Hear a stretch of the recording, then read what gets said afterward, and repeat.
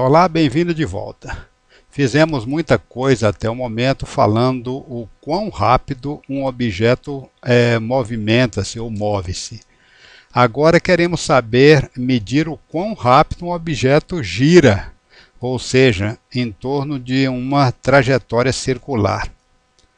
Então, suponha que um objeto esteja girando segundo uma trajetória que tem a forma de uma circunferência. Então, tem aqui esse objeto, vamos pegar aqui, essa cor aqui está bem, um objeto, e esse objeto esteja girando, por exemplo, no sentido anti-horário, no sentido contrário dos ponteiros de um relógio. Então, se o ponto de partida dele for aqui, a gente colocar esse eixo, né, ou seja, esse eixo como sendo a nossa referência para poder fazer medição de ângulo, ele encontra-se nessa posição e, seja daqui instante posterior, ele já vai encontrar-se nesse, né? Ou seja, ele já vai ter percorrido aqui um determinado ângulo θ, né? Quando ele chegar aqui nessa parte superior, se esse ângulo aqui, né, for um ângulo de 90 graus, a gente diz que ele saiu aqui de um ângulo zero, porque o eixo esse eixo aqui era a nossa referência, e já percorreu um ângulo de 90 graus ou de π sobre 2 radianos. Quando ele estiver aqui já saiu dessa posição, né, já percorreu aqui a metade de uma circunferência, ele está andando no sentido anti-horário, te diz que ele já percorreu um ângulo de 180 graus ou equivalente a isso aí que foi π radiano. Continua girando, quando ele chegar aqui na oposto aqui de 90 graus, né? Ele continua girando, a gente diz que ele já está ok em 3π sobre 2 radiano, né? Ou 270 graus. Continua girando, quando ele chegar aqui, ele completou uma volta e a gente diz que ele percorreu 2π radiano ou 360 graus. Se ele continuar e fizer duas voltas, a gente diz que ele percorreu o quê? 4π radianos ou 720 graus. Se ele fizer 10 voltas, ele terá percorrido o quê? 10 radianos, né? E assim por diante. Ou seja, é fácil entender esse tipo de argumento, né? A outra coisa que a gente poderia perguntar é o seguinte: quando a gente falou em grau, se nós pegarmos a nossa circunferência, como é que nós definimos um grau? E nós dividimos a circunferência em quantas partes? 360 partes iguais. Cada pedacinho desse daqui, né, é o que nós chamamos, como a gente verifica lá no transferidor, cada pedacinho disso aqui é um grau. Agora, qual é a definição de um ângulo, né? Essa é só como a parte introdutória de um ângulo medido em radiano, ou seja, como é que se mede essa unidade de medida para ângulo chamada de radiano. Se eu desejo fazer a medição de um ângulo em radiano, o que é que eu preciso? Se esse raio aqui for, o raio da circunferência for igual a R, quando eu saio dessa posição e venho até essa, olha o arco que eu percorri, o arco de circunferência que eu percorri foi esse. E o raio da circunferência é igual a R. Então, o ângulo θ medido em radiano é o comprimento do arco, ou seja, S, que é um comprimento, né? Ou seja, tantos metros, né? Tantos metros de arco, dividido pelo raio da circunferência, ou seja, pelo comprimento do raio da circunferência, que também é medido em metro. Então, a gente diz que o ângulo em radiano não tem unidade, ou seja, ele é um adimensional, tá? Então ele é sem unidade, tá? Ou seja, não tem unidade. É assim que nós medimos o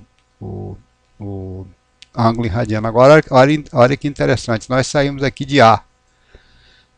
Quando a gente for de A até B, qual foi o arco que a gente percorreu? Foi 2πr dividido por 4. O comprimento foi esse, 2πr dividido. Se eu dividir pelo raio, o raio vai embora com o raio, esse 2 cancela com 4, fica só 2. Então, deu π sobre 2, que é isso que está escrito. Uma circunferência completa, nós percorreremos que distância? 2πr, que é o perímetro de uma circunferência, dividido pelo raio, o raio corta com ele, deu 2π radianos. É bastante simples, né? Agora imagine que nós voltemos aqui para... Queremos falar sobre o conceito de velocidade angular e nós voltemos aqui, vamos até abrir aqui uma nova trajetória, uma limpinha aqui, né? Tá? Aqui está o centro. Ops. Vamos mudar aqui para... Tira isso aí, vamos colocar aqui uma... Beleza. Uma retazinha, né? Um segmento de reta. Então esse aqui é o eixo que nós estamos usando para poder fazer a medição de ângulo. Ou seja, tudo começa nessa posição. O nosso objeto começa. Vamos supor que ele continue girando no sentido anti-horário, tá? Acredito que você já tenha ouvido falar um objeto que está girando. Por exemplo, isso aqui poderia ser a gente já citamos um exemplo parecido. A nossa mão aqui, ó, isso aqui poderia ser uma corda, né? Uma corda amarrada aqui nesse objeto e a gente estivesse girando esse objeto aqui no plano da própria tela, né? Se isso encontra-se em movimento, então esse objeto sai, passa aqui nessa posição a 90 graus, passa aqui em 180, passa aqui em 270. Quando ele chega aqui de novo, ele percorreu um ângulo de 360 graus ou 2π radianos. Se esse movimento acontecer de maneira uniforme, ou seja, ele não estiver nem acelerando e nem desacelerando, estiver girando uniformemente, isso quer dizer o quê? Que ele tá percorrendo ângulos iguais em intervalos de tempos iguais. Intervalos de tempo iguais, não é isso? A sua velocidade tangencial está permanecendo, ela está mudando, né, de direção o tempo inteiro, mas o vetor, né, velocidade tangencial, está mudando de direção o tempo inteiro, mas a intensidade dele está permanecendo o quê? Está permanecendo constante. Então ele está percorrendo ângulos iguais em intervalos de tempos iguais, né? Se ele percorreu 90 graus e gastou para isso 1/4 de segundo, para percorrer 180 graus ele vai percorrer meio segundo. Para poder percorrer uma volta completa ele gastaria 1 segundo. Então quando ele completa, se ele está fazendo isso, a gente diz que esse objeto está movimentando segundo a gente poderia dizer que isso aqui é um tipo de movimento periódico. Como a Terra, né? A Terra gira em torno do Sol e para isso ela gasta 1 ano para poder completar uma volta completa. A Terra gira em torno do seu próprio eixo e para isso ela gasta 24 horas, né? A Lua também gira em torno da Terra, não é assim? Para isso ela gasta aí 4 semanas, 28 dias. Então a gente diz que esse tipo de movimento é um movimento chamado de movimento periódico. Cada vez que o objeto sai dessa posição A, vem até B, passa aqui em C, passa aqui em D e volta em A novamente, toda vez que ele sai e volta em A, sai e volta em A, a gente diz que ele completou uma revolução, né? Uma revolução completa, né? Ou uma rotação também, talvez ambos os termos são usados, né? E para ele poder fazer isso, ele gasta uma determinada quantidade, um intervalo, uma determinada quantidade de tempo.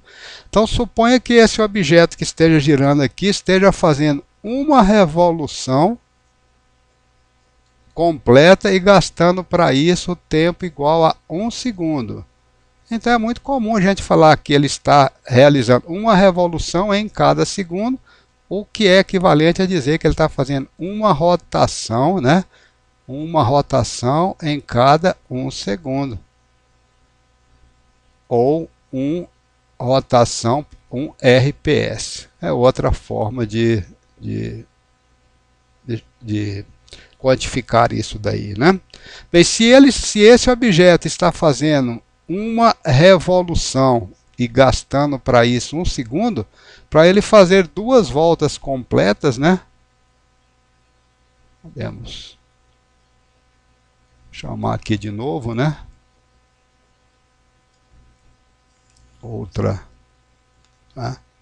Então, só para poder exemplificar, se o objeto sai aqui dessa posição, ele faz sai de A, né? Passa lá em B, passa aqui em C, passa aqui em D, chega em A de novo. Está girando no sentido contrário os ponteiros de relógio. Está fazendo uma revolução a cada segundo. Então, para ele fazer 2 revoluções, a gente já sabe, né? Para poder fazer 2 revoluções, ele vai gastar então um tempo de 2 segundos. É um negócio bastante fácil de entender, né? E em termos de radiano, hein? Se ele está fazendo uma revolução a cada segundo, a gente já sabe que quando ele fizer uma volta completa, em termos de radianos, ele vai percorrer um ângulo igual a quanto? 2π radianos, né? Nós acabamos de comentar isso agora há pouco, né? Então, se eu pegar aqui, ó, uma revolução a cada 1 segundo, e eu sei que uma revolução contém 2π radianos, então esse corpo está fazendo a revolução, cancela com revolução, ele está fazendo 2π radianos em cada 1 segundo. Essa grandeza que mede quantos radianos o corpo está percorrendo em cada unidade de tempo, tem nome em física, né? Isso é chamado de velocidade angular, óbvio, né? E a letra que se usa para poder expressar, para poder representar isso aí, é a letra grega ômega, tá? Essa ômega, parecido com o W, tá? É essa daqui, ó, ômega. Então, ômega é o termo utilizado para se expressar a velocidade angular de um corpo que está girando em uma trajetória circular, tá? Então, ele está fazendo uma revolução a cada segundo. Em 2 segundos, ele está fazendo o quê? 4π radianos, né? Ou seja, em 2 voltas, ele está fazendo 4π radianos, né? Para isso, ele gasta 2 segundos. Em meio segundo, ele está fazendo o quê? Em meio segundo, ele vai sair daqui. Ele precisa de 1 segundo para fazer completo. Em meio segundo, ele vai estar aqui, né? Ele terá percorrido π radianos. O objeto, então, completa uma revolução, uma volta e percorre uma distância igual a... isso aqui é outra questão interessante que eu gostaria de comentar com você, tá? Vou pegar aqui de novo uma trajetória circular. O que é que nós estamos dizendo? É que ele...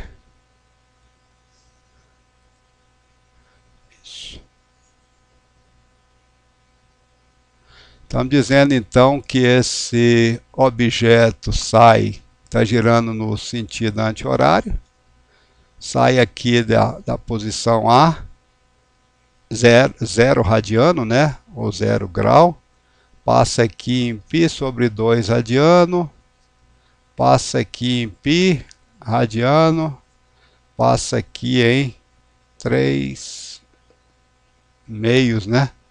De π radiano, 270 graus e assim por diante. Está girando no sentido contrário aos ponteiros de um relógio.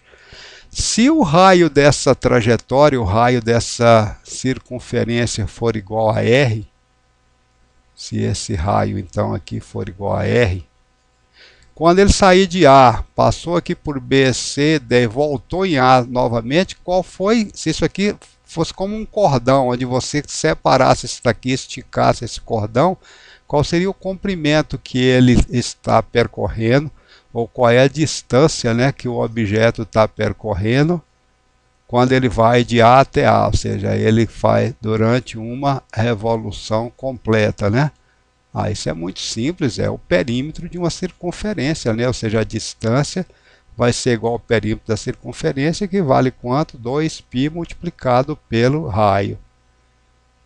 Qual que seria a velocidade desse corpo, né? Se eu pegar 2πr R e multiplicar pelo número de revoluções que ele está tendo em cada segundo, isso aqui vai fornecer para nós o quê? Vai fornecer para nós o que nós estamos chamando da velocidade. Na realidade é a magnitude dela, né? Porque a direção está mudando a cada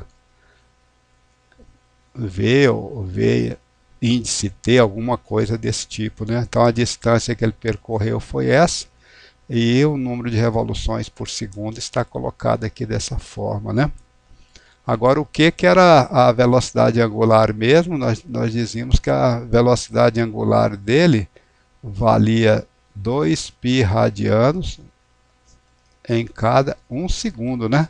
2π radianos em cada 1 segundo. E sobrou aqui ainda o R. Então, a conclusão óbvia que nós podemos fazer é que a velocidade tangencial nada mais é do que ômega multiplicado por R, ou seja, velocidade angular multiplicado por R dá o valor da velocidade tangencial, ou que ômega, que é a velocidade angular, é a velocidade tangencial dividido pelo raio da trajetória circular. Essas duas expressões devem estar bem gravadas aí eu acho que andei bagunçando aqui um pouco, né? Vamos colocar assim, tá?